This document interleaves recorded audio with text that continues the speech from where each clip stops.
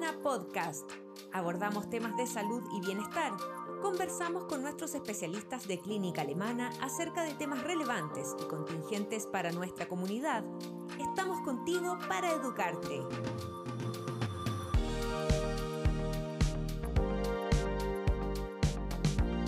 Bienvenidos a un nuevo Alemana Podcast. En esta ocasión conversaremos con la doctora Luisa Schönhaut, pediatra jefe del Centro del Niño, y la doctora Verónica Burón, pediatra jefe de la Unidad de Neuropediatría, ambas por supuesto de Clínica Alemana, con quienes conversaremos sobre un tema de gran relevancia para madres, padres y cuidadores, y es por qué evitar el uso de pantallas en lactantes y preescolares.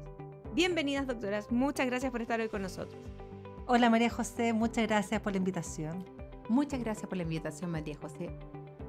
Doctora Schönhaut, para empezar a conversar de este tema, quizás podemos relacionarlo un poco de cuál es la diferencia del video con el cuento, porque son nuevas herramientas que los padres han empezado a utilizar para entretenerlos, para distraerlos un rato, versus el cuento que se utilizaba mucho más hace unos años. ¿Cuál es la diferencia y cómo beneficia o perjudica también a los niños esta diferencia en los usos de estas herramientas? Gracias por la pregunta. Primero contar que hemos visto un explosivo aumento del uso de pantalla, especialmente en la pandemia de COVID-19, con todas las medidas de confinamiento, aislamiento social, aislamiento físico. Algunos niños no podían ni siquiera salir al patio, entonces la pantalla fue una solución. Y ahí nos preguntábamos cuál es la diferencia entre el uso de pantallas y los cuentos. Y la respuesta es que cuando leemos un cuento desarrollamos la imaginación. Cuando leemos un cuento entonamos, hablamos, conversamos, preguntamos, paramos. Hay una interacción del adulto con el niño. El del niño con su imaginación, del niño con el cuento. Estamos hablando del uso de pantalla especialmente en preescolares, ¿no? Entonces, cuando el niño construye un aprendizaje a través de cuentos, a través de plasticina, a través de salir al jardín, a través de tocar, a través de la conversación, va generando un mundo de imaginación, va construyendo su imaginación. Mientras que cuando está frente a la pantalla, el niño tiene un aprendizaje plano. El niño recibe el contenido envasado, no hace las mismas conexiones nerviosas de desarrollo de su imaginación porque ya está hecho el producto y su rol es un rol muy pasivo en el aprendizaje. Entonces es la diferencia entre vivir un mundo tridimensional en que yo construyo mi aprendizaje versus un mundo bidimensional en que yo soy un observador pasivo de lo que está pasando. Lo que también dificulta mucho después todo lo que es la regulación emocional y la capacidad de imaginar. Doctora Burón, ustedes utilizan un término que es tecnoferencia. ¿Nos podría explicar un poco a qué se refiere este nuevo concepto que muchas personas no han escuchado probablemente? Así es, María José. Este es un nuevo concepto que se acuñó en los últimos años y se refiere a cómo los medios interfieren en las relaciones interpersonales. Aquí se refiere a todo tipo, no solamente del padre o del cuidador con el niño, sino que también a nivel de entre adultos y todo. Y esto está cambiando la forma de relacionarse. Lamentablemente, como nosotros aquí estamos hablando de nuestros lactantes y preescolares, esto ha ido interfiriendo también en el aprendizaje y la regulación de los niños. ¿En qué sentido? De que si hay esta interferencia, no hay esta comunicación, esta conversación con los papás se ve interferida, ¿no es cierto? El niño le habla al papá, el papá está contestando cosas, no le contesta acorde en ese momento a la contingencia de ese momento, espera un rato, recién ahí le contesta, si es que le contesta, o lo hace callar, ¿no es cierto? Y después, incluso como le interfirieron en su comunicación, en general usa un tono un poquitito más hostil. Esto así lo demuestra un poquito los otros. Y esto ha demostrado de que disminuye exponencialmente en relación a la cantidad de horas que están las pantallas prendidas, los celulares en los momentos en que estamos interactuando, disminuyen los momentos, las veces que los adultos interaccionan y conversan y se relacionan con los niños, lo cual va a interferir también después en la adquisición del lenguaje e incluso a futuro uno podría decir en la adquisición de la lectoescritura y todo. O sea, de alguna manera marca el futuro de nuestros niños. O sea, no es solamente que el niño esté viendo pantalla, es que el adulto también lo esté viendo en el momento que comparte con sus hijos. Y, por ejemplo, hay muchas personas que dejan la tele prendida. Dicen, no, pero si el niño no está viendo, pero lo acompaña. ¿También es nocivo la permanencia constante de, por ejemplo, la televisión prendida todo el día? Sí, la respuesta es sí.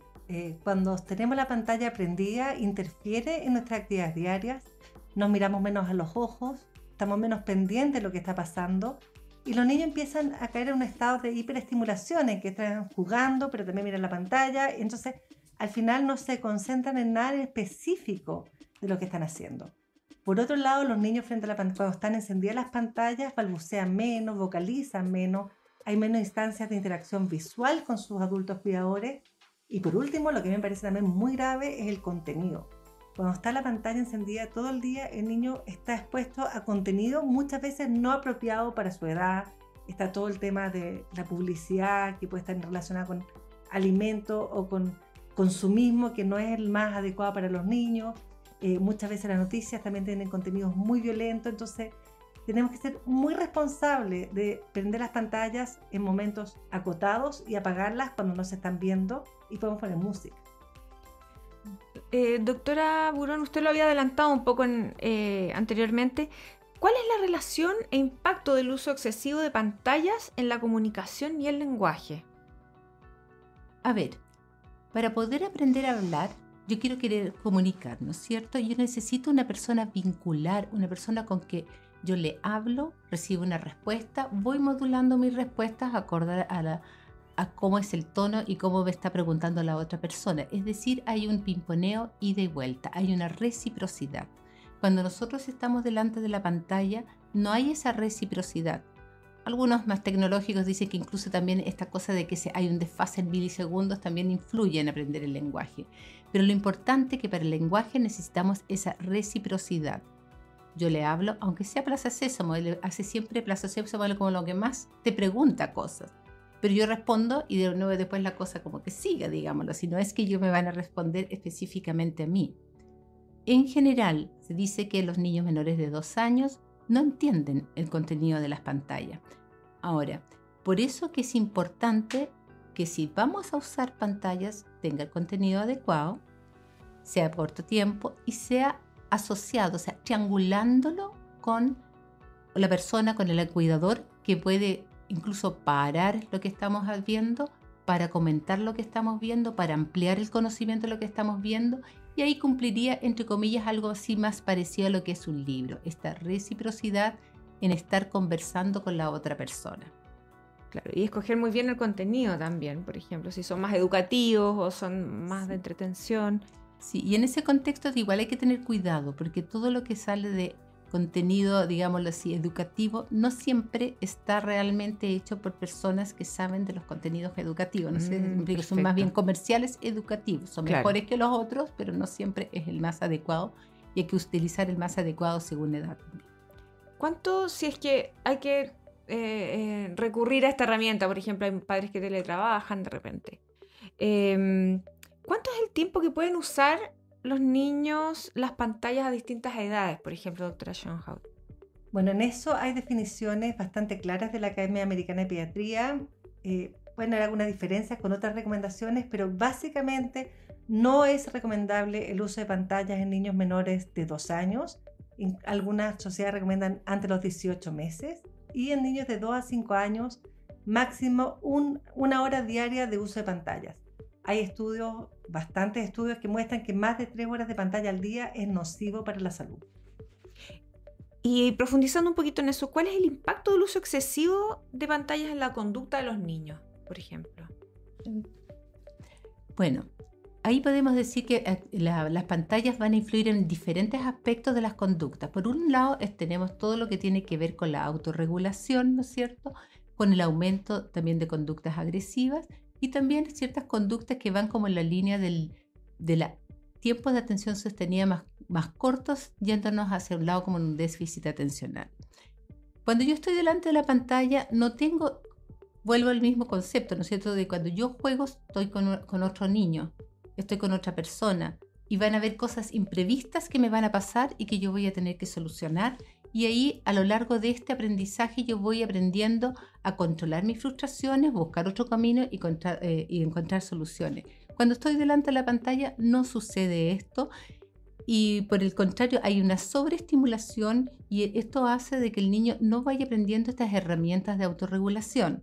Así que en ese contexto se ha visto haciendo el seguimiento y viendo la cantidad de horas pantalla, que los niños que ven excesivas horas pantallas en el día, cuando ya llegan al jardín tienen menos conductas autorregulatorias y son niños más pataleteros y más difíciles de manejar. Por otro lado, ¿no es cierto?, tenemos esto de la agresividad, la mayor violencia. Los contenidos, como dijo la doctora Schoenhaut, claro, uno de repente está viendo también una cosa de bebé, pero entre medio también hay publicidades que no corresponden a la edad. Está escuchando, cuando los papás están viendo las noticias, ve todas estas cosas medias violentas o otras cosas. Y en ese contexto, los niños se van acostumbrando, empieza a haber como una normalización de la agresividad, de solucionar las cosas con violencia y todo eso.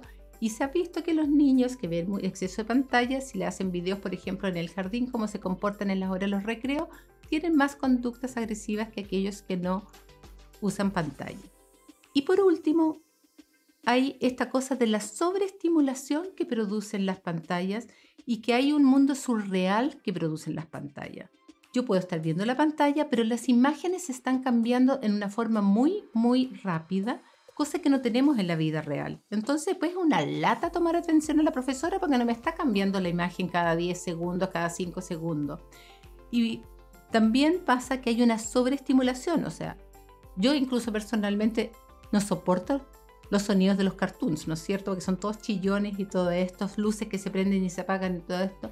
¿Y qué es lo que pasa? Todo eso hace de que el niño esté siempre como que necesite esa sobreestimulación y él mismo se empieza a tener que piensa que tiene que actuar un poco de esa manera. Entonces se ve que los niños que tienen exceso de pantalla tienen más predisposición a presentar problemas de atención y problemas de hiperactividad. Y quiero agregar que también tienen más dificultades en la autorregulación por lo mismo, porque cuando yo estoy frente a la pantalla y algo no me gusta, yo apago el botón o cambio canal o cambio programa, pero que en el mundo real, si algo no me gusta, tengo que enfrentarlo y tengo que resolverlo. Por lo tanto, son niños que tienen mucho menos capacidades de autorregular, de contener, de resolver conflictos. Y también se relaciona con que muchas veces los padres usan las pantallas para calmar a los niños y eso no les da las estrategias reales para lograr contenerse. Es como está aburrido, tiene pataleta, póngale bonito un rato, ¿cierto? Entonces no tiene las habilidades de autorregulación. Y eso es un círculo vicioso finalmente, porque en el fondo el niño que le cuesta más regularse, le ponemos más pantalla, las pantallas no nos ayudan mucho a la autorregulación y caemos en estos circuitos un poquitito viciosos. ¿Y cómo se rompe, por ejemplo, ese circuito? Si es que tenemos al niño acostumbrado a esto, ¿cómo es posible? ¿Cómo hay que aguantarse la pataleta un rato, empezar a quitarle paulatinamente la tele, por ejemplo, disminuir los tiempos, dependiendo de la edad, hacer como ciertos tratos, quizás? Yo creo que hay que tener normas muy claras, porque cuando no hay normas los niños hacen pataletas porque quieren pantalla y los papás ya sabemos que las pantallas les ayudan a resolver las pataletas, entonces hay que ser de normas muy claras, decir, de ahora en adelante la pantalla va a ser de tal a tal hora y ponemos un relojito y la pantalla se apaga. Y si el niño hace pataleta y quiere pantalla, los papás tenemos que usar los recursos para contenerlos, para distraerlos y para hacer otro tipo de actividades. Tenemos que tener normas muy claras en la crianza de los niños. La crianza dicen que es como el útero, que tiene límites y esos límites son flexibles, por supuesto, pero tenemos que tener los límites, porque esos límites nos van mostrando el camino y la contención. Muchos padres también a veces aprovechan de ponerle monitos, por ejemplo, cuando van a comer, para que coman, porque no quieren comer cierta comida, entonces ya le ponen monos para que se alimente en el fondo el niño. ¿Por qué no se recomienda el uso de pantallas a las horas de comida? Porque la comida es una actividad multidimensional. Cuando comemos, olemos, sentimos, saboreamos, nos miramos a los ojos, conversamos. Por eso nos gusta ir a los restaurantes a comer, porque es una experiencia sensorial el comer. Cuando comemos frente a la pantalla, vivimos este mundo plano. No tenemos idea de lo que estamos comiendo. Los niños, las pantallas se han usado incluso como anestésicos y distractores para hacer procedimientos en los niños. El gasto calórico mirando pantalla es muy bajo y el niño no toma conciencia de lo que está haciendo.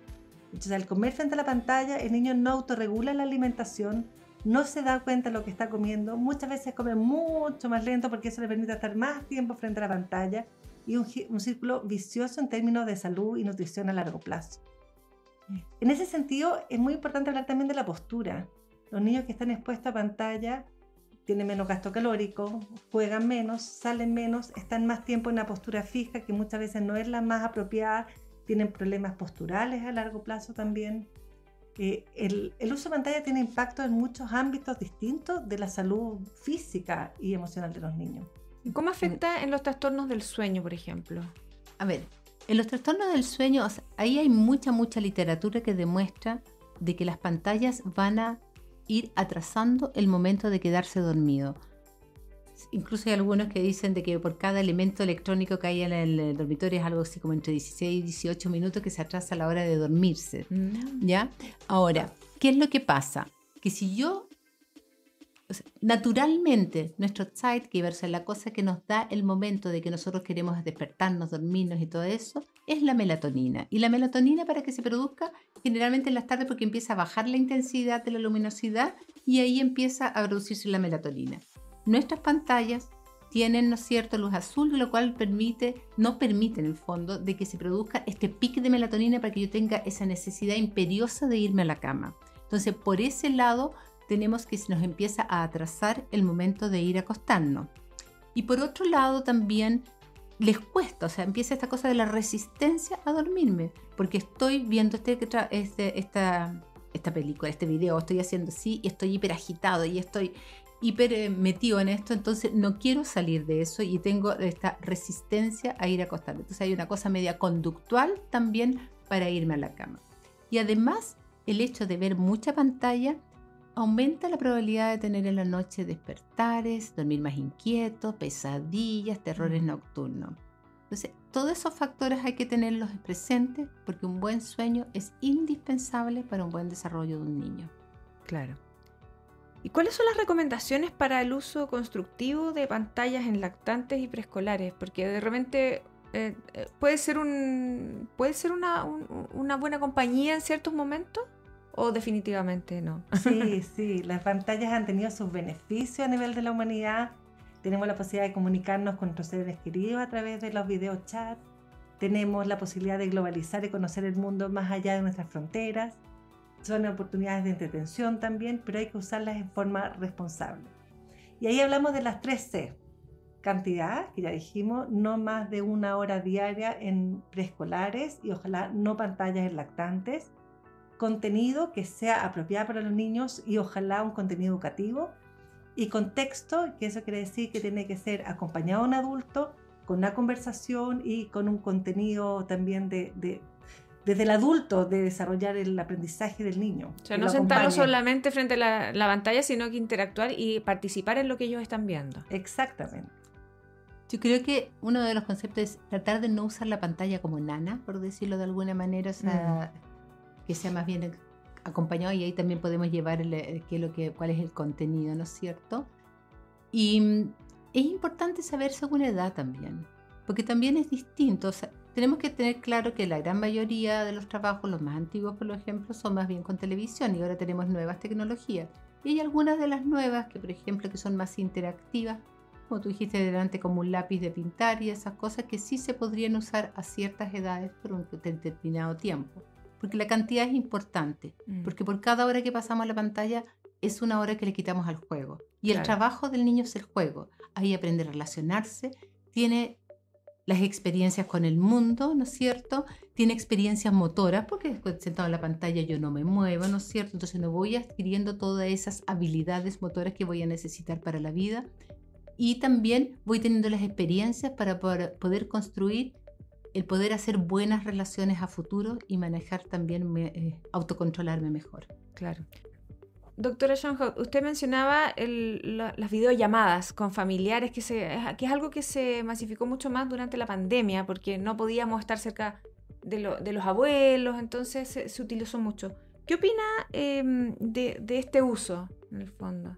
O sea, yo creo que es una oportunidad para que los niños conozcan a sus familiares que viven lejos, que conozcan su voz, que conozcan su cara, pero por supuesto que es distinto hacerlo en forma interactiva, con un adulto que acompañe, versus el mirar pantalla plana, esto de que les dejan la telenani, como decía la doctora Burón, ¿no? Que la dejamos la tele prendida. Ahí también hay una interacción y un uso más constructivo de la pantalla. A modo así como de una, ¿cómo se diría? Como una experiencia, una amiga mía que vive en Estados Unidos, por ejemplo, y tiene su nieto en Alemania, De repente la hija tiene que salir y ella hace de nana, por decirlo así, y le lee cuentos. Tiene el mismo libro, le lee cuentos, lo interaccionan y todo el asunto, y así mientras espera que, como que dice que la hija llegue de las compras para que así lo acompañe al nieto. Claro, y ese sería un uso más constructivo en el fondo de la pantalla. Es medio anecdótico, pero yo lo encontré una buena alternativa para las abuelas que tienen a sus nietos muy lejos, ¿no es cierto? Y así le coopera a la mamá también para ese momento de poder que pueda salir. Bueno, las pantallas las usamos como aprendizaje durante la pandemia también, y fue sin duda beneficioso para muchos niños, pero no es un único recurso, es un recurso complementario. No lo suple, pero en este caso funcionó para poder continuar con la educación de el ellos. tema es que ahora tenemos que volver a la normalidad. Claro. Y tenemos que bajarnos de las pantallas ahora. Doctora, ¿es una recomendación final para terminar? Los lugares sin pantalla. Sí. Yo creo que hay que tener claro que en cada casa, en cada familia tenemos que tener horarios sin pantalla y lugares sin pantalla. Como decía la doctora, las horas de cena familiar no debiese haber una pantalla. Y no pantallas antes de dormir, porque además de que quedamos hiperexcitados, también perdemos esta secreción fundamental de melatonina. Y además el sueño tiene un rol muy importante en el aprendizaje. Y si lo último que miramos fueron pantallas, las pantallas inundan, el contenido de la pantalla inunda nuestro sueño y no todo el aprendizaje que hicimos durante el día. Muchas gracias, doctora, por su tiempo y por conversar este tema con nosotros, tan interesante y que, bueno, y que es tan usual en la vida cotidiana de tantas familias. Muchas gracias.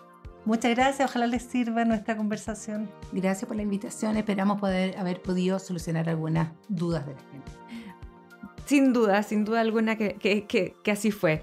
Por nuestra parte nos despedimos y les recordamos activar las notificaciones y compartir este contenido entre sus contactos familiares o quienes crean que esta información sea de su interés. Hasta una próxima ocasión y nos encontramos en un nuevo Alemana Podcast.